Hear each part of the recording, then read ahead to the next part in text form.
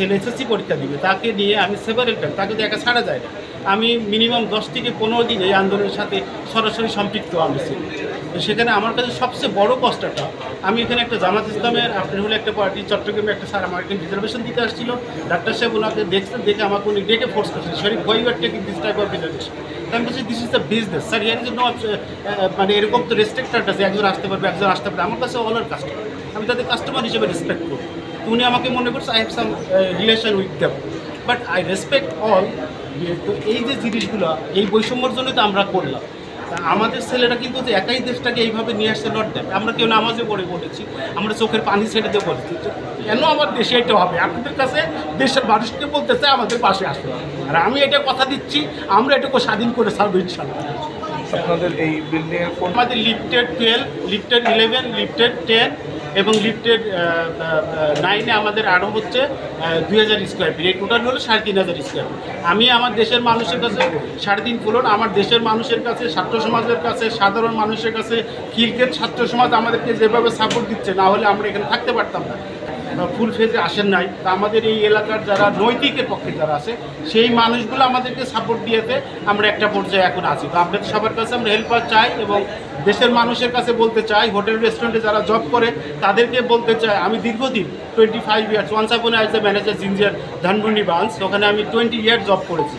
তো সুতরাং আমি এটা আপনাদেরকে বলতে চাই, আমার সাথে যারা কাজ করেছে তাদেরকে বলতে চাই যে আপনারা নৈতিকতার মধ্যে থাকেন। আর আমি আরেকটা পরিষ্কার মেসেজ আপনাদের দিতে চাই, আমি যেদিন এখান থেকে কাজ শুরু করেছি আজকে পর্যন্ত আমার লিগেলি কোনো যদি এভিডেন্স আপনি দেখাতে পারেন যে আমি অনৈতিক, তাহলে আমাকে যা জাজমেন্ট দিবে সরকার, প্রধান উপদেষ্টা বলেন, আমাদের অ্যাডমিনিস্ট্রেটিভ অ্যাডভাইজার যারা আছে তাদের, I agree with them. But আমার কথা হচ্ছে যদি নৈতিক না হয়, সেটা আমি অবশ্যই, আমি একা হলেও এটা আমি ইনশাল্লাহ আমি এটার প্রতিবাদ করব এবং প্রতিরোধ গড়ে তুলব। আমার ছেলেরা যেহেতু করেছি, আমি বৈষম্য বিরোধী অভিভাবক হিসেবে বলতে চাই, ইনশাল্লাহ আমি এটুকু স্বাধীন করব।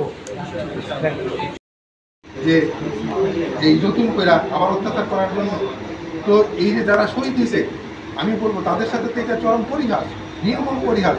সে এই 2 দিনে ওই তাকে একটা বন্ধায় ফেলাইলো, চরিত্র বন্ধায় ফেলাইলো, কালকে ছিল আওয়ামী লীগ, আজকে সে বৈষম্য হয়ে গেল। এইটা যারা তাদের সাহায্য করতেছে, আমি তাদের কাছে বলতে মানে তাদের বিবেকের কাছে প্রশ্ন রাখতে চাই, আপনাদের বিবেক কি কষ্ট পায় না যে যারা মারা গেছে, আবু সাইদ মারা গেছে, নাহিদ মারা গেছে, যারা মারা গেছে, তাদের আত্মার উপরে এটা কী যাচ্ছে যে একটা শয়তান, একটা খারাপ লোক যে কালকে এই মানে নিজের প্রকাশ্যভাবে বিরোধিতা করছে, সেই লোক আজকে ওইগুলোই ব্যবহার করতেছে, ওই ছবি ব্যবহার করে ফাইনাল করতেছে।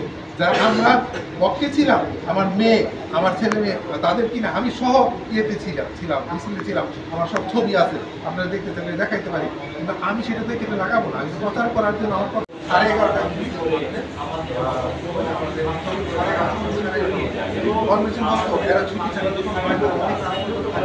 সকালে আমি একটা করছি আমার এর মধ্যে 5 মিনিট আগে আমাকে ফোন দিল যে স্যার লিফট সব বন্ধ করে দিচ্ছে, আমরা অবরুদ্ধ আছি।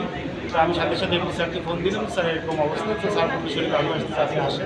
তো আমি এসেই সামনে যখন দাঁড়াই, তো দেখি দুর্বৃত্তরা আমার সাইনবোর্ডটা তারা মুখে গামছা বা কালো কাপড় বেঁধে 15-20 জন, এটা উঠতে হলে ওনাদের ভিতর দিয়ে উঠতে হয়, উঠে ওইটাকে সাইনবোর্ডটাকে ভাঙতেছে। তো ভাঙার পরে তখন তো আমরা তো এর প্রিপেয়ার, তো তখন আমাদের যে ছেলেটারা আসলে প্রায় 15-20 ফিট এই তারপরটা চালানোর পরে আমরা যে ভিতরে যাবো, আমাদের লোকগুলো যে অবরুদ্ধ হয়ে আছে, আমরা কোনোভাবে যেতে পারতেছি না, এই কেসিকে বন্ধ করতে, ওই কেসিকে বন্ধ করতে, লিফট বন্ধ করে দিচ্ছে। এইভাবে আমরা আজহারি আমাদের এখানে কান্নাকাটি করে বিভিন্ন ছেলে, তাদের পরিবারের লোক চলে আসছে।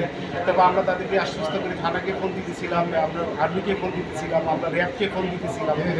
এর মধ্যে পরে র্যাব আসলো, যখন পুলিশ যখন আসলো তখন আমরা একটু হলাম, তারপরেও তারা অবরুদ্ধ করে রাখছে। এটা খুলতে 5টার সময় করছে, এবং আমাদের 2টা ছেলে খুবই অসুস্থ, সিভিয়ার অসুস্থ হয়ে গেছে, তাদেরকে আমরা ট্রিটমেন্টে পাঠাই, এবং 2টা ছেলে ওখানে আহত হয়, একটা ছেলের মাথায় লাগে, একটা ছেলের পায়ে লাগে।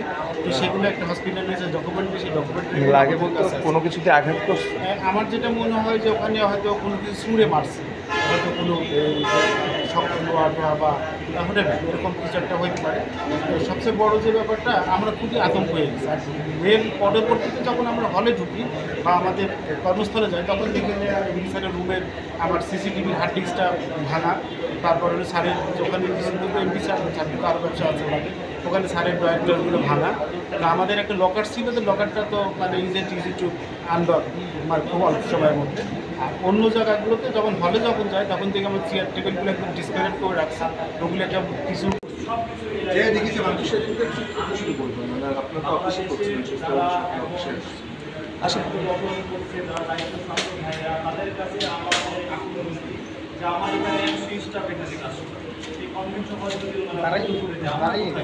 আমরা কি কাজ করবো? আমরা এখানে তো 5 ঘন্টা করি, আমাদের কেরিয়ার এখন